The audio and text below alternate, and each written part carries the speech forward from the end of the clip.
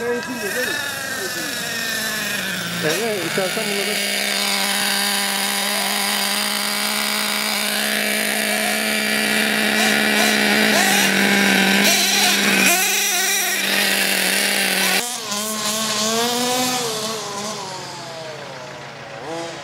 Yok mu bunun şapkası? Şöyle.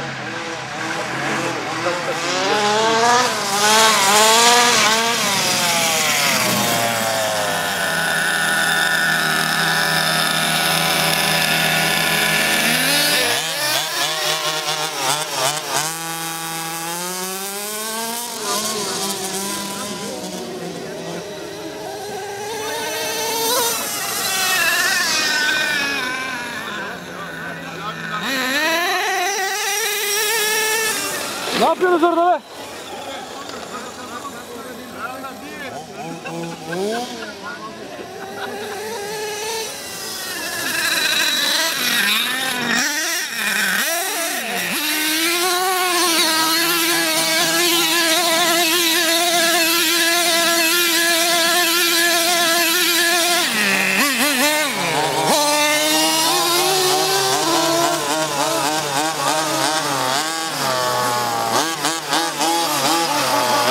Hadi bari yarışın, yürü.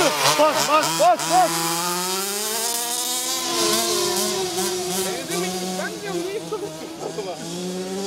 Gelin tam önümüzden.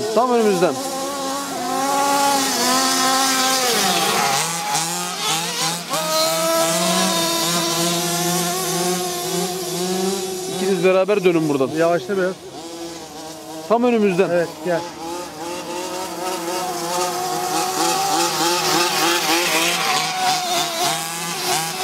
Bak dönerken ikiniz kadraja girin. Evet, Kopmayın birbirinizden. Gel abi. Yavaşlıyorum.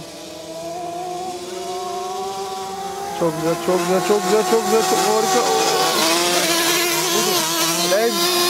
Ne olsun. Ben kısa yoldan gidiyorum. Özlemişim lan böyle. Tabii ya.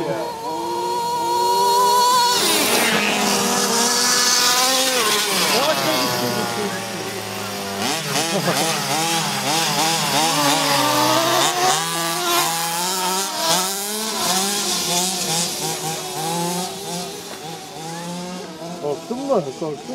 Ben korktum. Beraber. Dur.